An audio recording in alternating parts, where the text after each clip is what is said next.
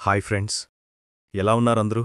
మీరు బావుండాలని కోరుకుంటూ ప్రపంచంలో మనకు తెలియని ఎన్నో రహస్యాలున్నాయి. అందులో కొన్ని చాలా అందంగా ఉంటాయి, మరికొన్ని మన ఊహకు కూడా అందనంత భయానకంగా ఉంటాయి. పిల్లలు ఆడుకునే బొమ్మలంటే ఎవరికిష్టం ఉండదు చెప్పండి? కానీ అదే బొమ్మ ఒక కుటుంబం పాలిట మృత్యువుగా మారితే, ఒక అందమైన బొమ్మ వెనక ఒక క్రూరమైన ఆత్మ దాగి ఉంటే ఇంట్రెస్టింగ్గా ఉంది కదా? ఈరోజు మనం చెప్పుకోబోయేది మామూలు కథ కాదు. ఇది చరిత్రలో నిలిచిపోయిన ఇసాబెల్లా అనే ఒక బొమ్మ యొక్క నిజమైన ఘటనలో ఆధారంగా రూపొందించిన కథ. ఈ కథ మీలో ఎంతమందికి తెలుసో కామెంట్ చేయండి. ఇసాబెల్లా కథ 18వ శతాబ్దంలో మొదలవుతుంది. అది స్పెయిన్ దేశంలోని ఒక మారుమూల గ్రామం. అక్కడ ఇసాబెల్లా అనే ఒక యువతి ఉండేది. చూడడానికి చాలా అందంగా ఉండేది.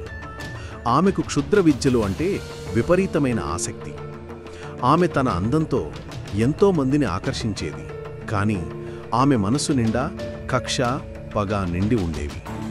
దానికి కారణం ఆమె చుట్టూ ఉన్న ప్రజలు తనని ఒక ఎప్పుడు హేళన చేసి చూడటమే కాదు, కొంతమంది మగవాళ్లు ఆమెను బలవంతం చెయ్యాలనుకోవటం కూడా.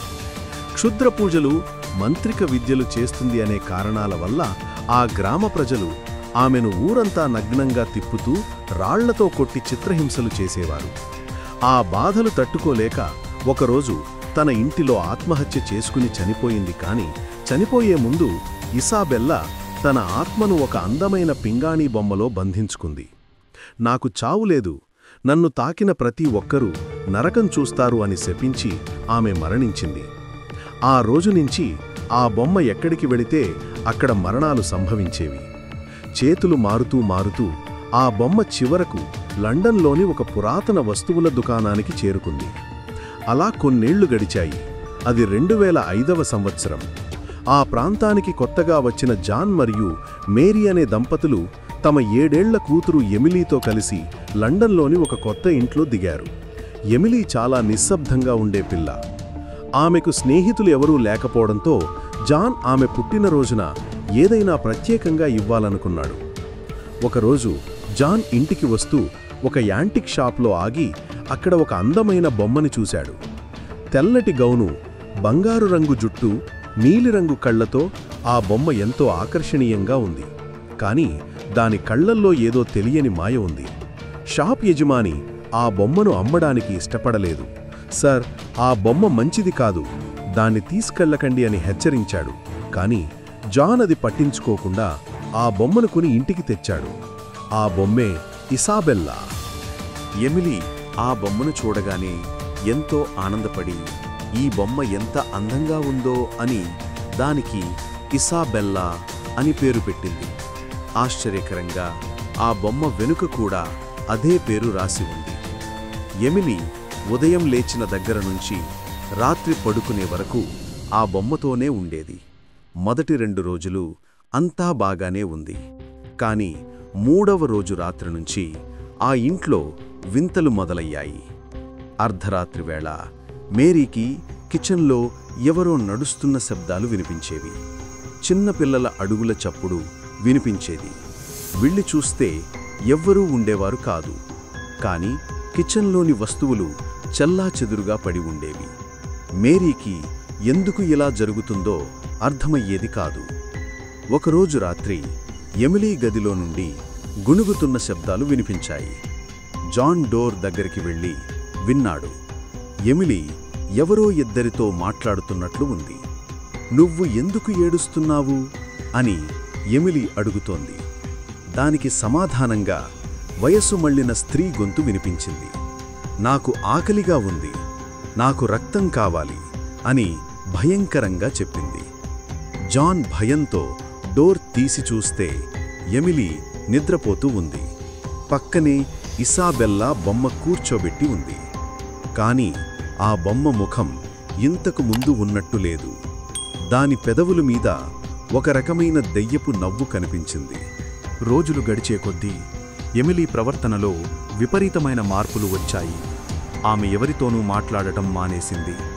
ఎప్పుడూ ఆ బొమ్మతోనే గడిపేది.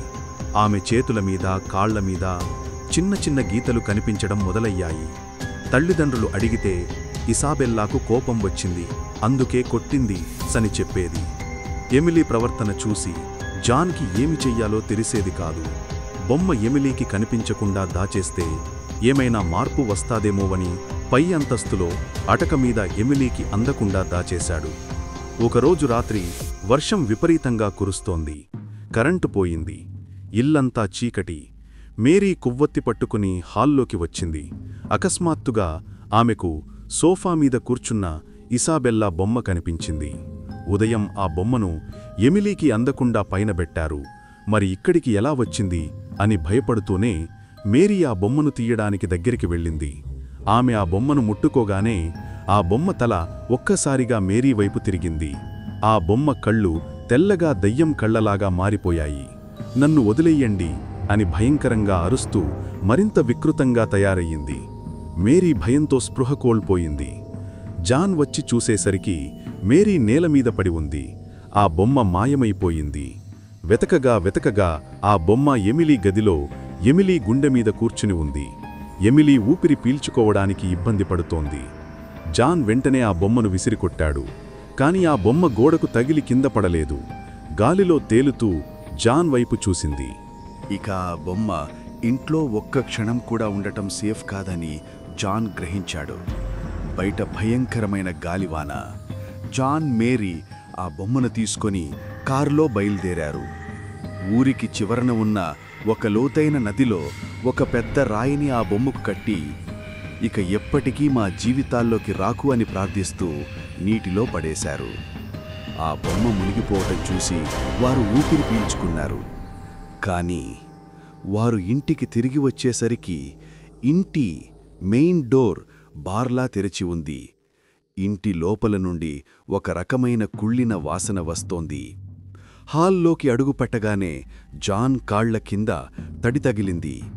నేలమీద బురదతో కూడిన చిన్న చిన్న కాలి ముద్రలు ఎమిలీ గదివైపు వెళుతున్నాయి. జాన్ గుండె వేగంగా కొట్టుకుంటోంది. మెల్లగా ఎమిలీ గదిలోకి వెళ్లారు.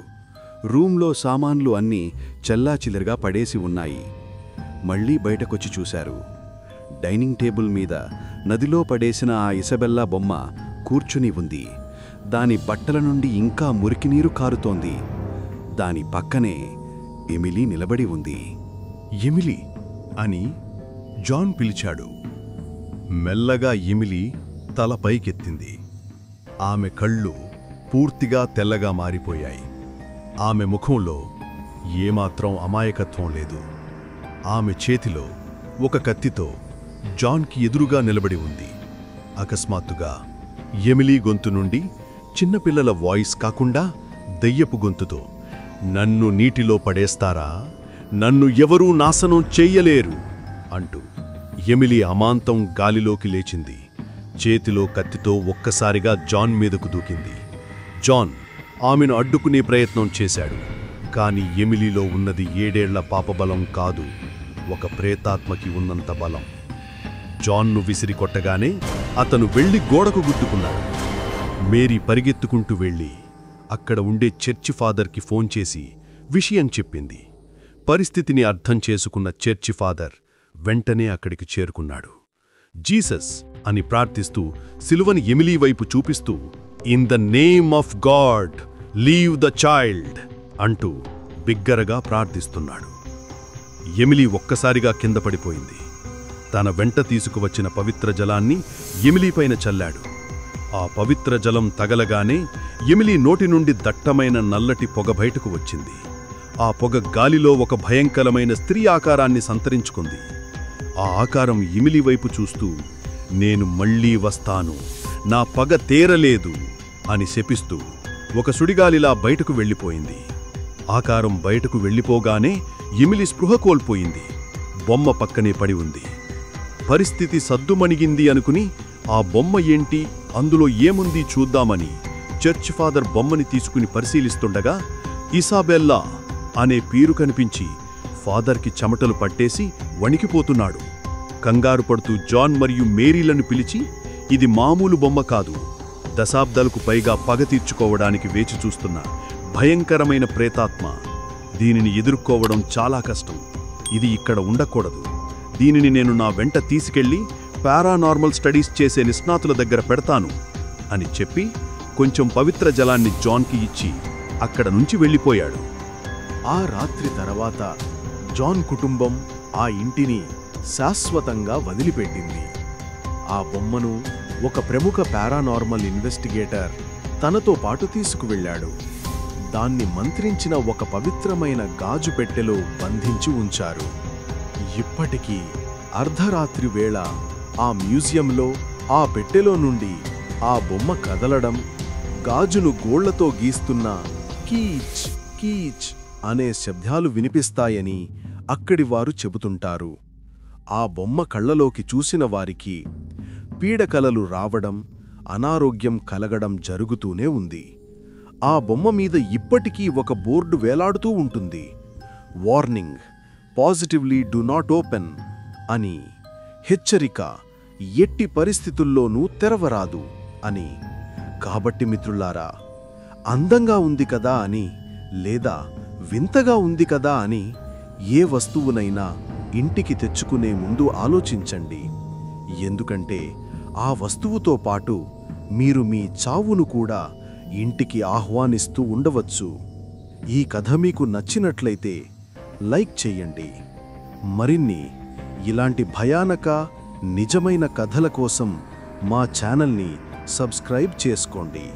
Thanks for watching.